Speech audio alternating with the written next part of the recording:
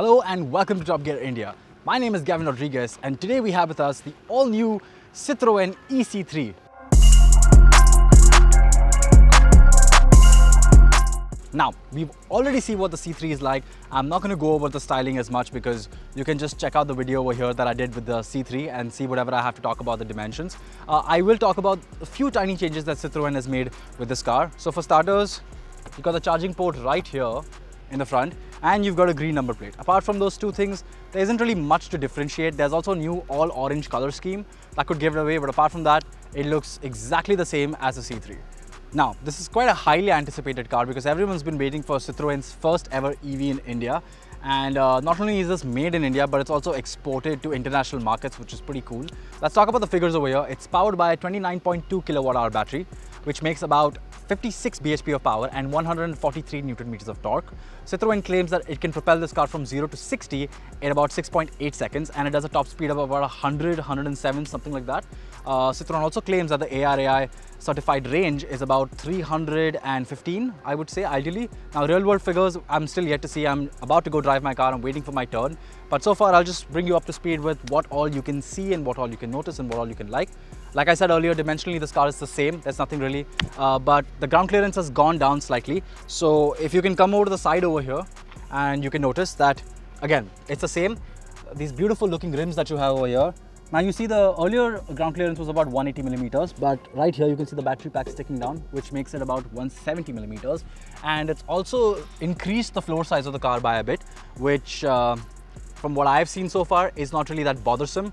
It doesn't really change the dimensions all that much, and all in all it looks like practically the same car, which is really nice that Citroen's been able to fill it into the same package. Now let's step inside and I'll tell you a bit more about what you have on the inside.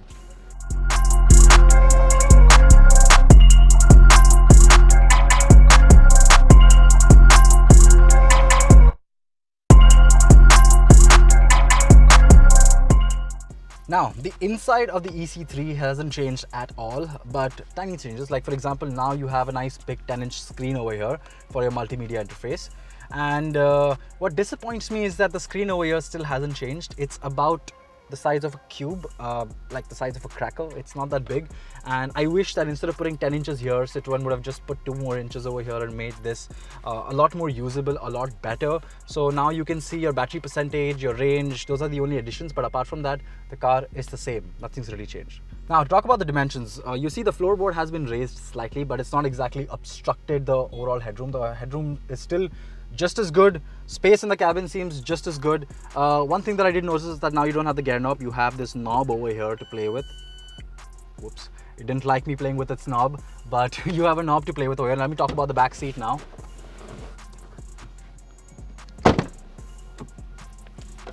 Now, with the driver's seat set to my driving position, you can see I've got plenty of knee space over here, more than enough headroom over here, and I would say that anyone that is around 6'2" or maybe even 6'3" would be just fine over here.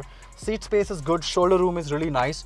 All in all, this car is quite nice. It's good for teenagers, it's good for families, it's a good overall package, and I really like that Citroen has managed to fit all of that without hampering the dimensions and the practicality of the car, which is a great plus from my side. Now, another way to tell that this is an electric vehicle, apart from the obvious green number plate, is that you've got a nice little E symbol in the back over here, and you've got one around the front fender. So let's talk about the boot capacity. Now, Citroen has managed to keep the boot capacity the same. Okay, it's got a mind of its own. Citroen has managed to keep the boot capacity the same. You've got a nice little charger over here. You've got a full-size spare wheel, a 15-inch spare wheel, and the overall boot capacity still remains 315 liters, which is more than sufficient and hasn't changed. And again, quite commendable for Citroen to manage to keep all the practicality bits intact.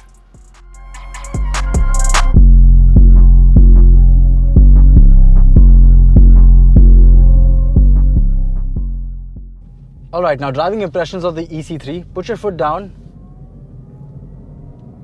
and you can hear the motor working in the background, but apart from that, the car remains quite quiet. There is a fair bit of tire noise coming out from the inside of the from the outside of the car, but to be fair, I am driving at about 80 kilometers per hour right now. If I turn on the air conditioning, again, the air conditioning is on the louder side, but I don't know if it sounds louder to me because there is no engine noise to cover up for it, or if it's because the car is just that silent that I can hear the You can hear the air conditioning going. Now, one thing that I'd like to mention before I do anything is that you have to remember that this car is not nearly as powerful as its petrol counterpart. Another thing is that it's gained some weight. It's about 300, almost 400 kilos heavier than its petrol counterpart. So you notice those things when you're driving the car. So if I put my foot down, it doesn't accelerate with the same amount of thrust that you would want. And I'm on a closed track over here, so I can test this car at top speed, which is locked at 107 kmph. So no matter what you do, no matter how much road you've got left, it just won't cross 107. And I think for most of us, 107 is more than sufficient. I don't see us ever exceeding. Most expressways are locked to 100 kilometers per hour. So going above that speed doesn't really make sense. And for something like this, which is primarily meant to be inside the city and maybe take a few trips outside of it, I think this does pretty well. The performance is, again, I would say it's adequate. It doesn't excite me. It doesn't blow me away. The regular petrol counterpart, the turbo, to me is a lot more exciting, the petrol turbo C3. But the electric one, yeah, it seems a lot more calmer, a lot more efficient. It seems a lot more prepared to do daily duties. But apart from that, again, this car is relatively the same. Nothing else has really changed on the inside. Yeah, the braking, however, the braking is it's sort of hampered the braking slightly. Now this is running discs in the front and drums in the back, so you do notice it just a tad bit, but it's not a night and day difference per se, especially given the fact that you can't exceed 100 kilometers per hour anyway, so you won't really notice a big difference in braking. Now one thing that I would like to tell you about this car is suspension and the way this car takes turns. Now you have a noticeable amount of understeer, and that is obvious because the car has gained about 300 kilos or something like that. But now up ahead is coming a nice long sweeping turn. I'm at top speed. I'm doing 107 kilometers per hour, and now I'm going to continue taking the turn at 107 kilometers per hour. And let me tell you, this car remains utterly stable because of the added weight. Right now, there we go, I'm turning at 107, and you probably can't tell, but this car rides extremely stable. I'm using just one hand, I'm not even using two hands, and the stability of the suspension is really nice. It's compliant. Even though this road is fairly even, there's nothing uneven about it, so the suspension doesn't have to work as hard. But even around the turn, I'm not noticing as much body roll. It's fairly well contained, but given that this is not exactly an enthusiast package, I doubt most of you people are ever going to notice just the potential of the suspension. And I think Citroen has done a great job tuning the suspension to maintain the comfort of the car and still maintaining the handling balance to a certain degree. I mean, as far as you can possibly do that, right? So overall, the driving dynamics, they're good. They're great for a car that's going to commute largely. But if you're looking in this sector for something exciting, I don't think there's anything exciting in this segment per se. This is probably the most exciting package you can have in this segment at this battery capacity. So yeah, if you're seeking excitement, okay, all right, coming back. So another important thing worth mentioning is the range. Now, very important. The ARAI claimed range is about 320 kilometers. But I can tell you from a more real world usage that I've been driving this, and I've not been driving it at 40 kilometers per hour. I've been driving it closer to 80 kilometers per hour most of the time. So given that, given the air conditioning and everything, you're bound to see a range closer to about 200, 220, or if you drive it more sedately, I would say 250. But the 300 kilometer range is something that I don't think this car can achieve it. Maybe in a very controlled scenario, it could come close to it. But from what my experience has been, it's about 200, 250, somewhere between that. So keep that in mind if you're looking for an intercity vehicle.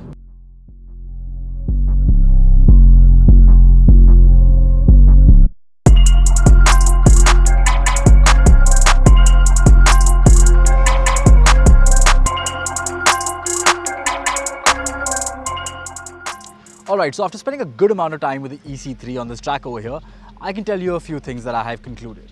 For starters, this to me isn't exactly the same enthusiast proposal that the regular C3 is. I'm talking about the C3 Turbo. When it comes to its commuting habits, I think this car makes a great commuter.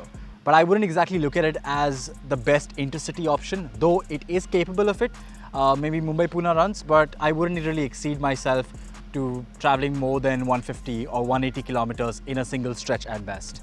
So great commuter, not the best highway trawler. The suspension on this car is really good to handle up broken city roads, and the practicality is still on point. And I still think that this is probably the best looking car in its segment. So all in all, is the C3 the EV successor to the Turbo? From a practicality standpoint, yes. From an enthusiast standpoint, no. Prices for this car are yet to be announced, but Citroen tells us that we should be excited because they are going to be very competitive with their prices. So yeah, I guess we have that to look forward to. All things said and done, this is Gavin Rodriguez signing off.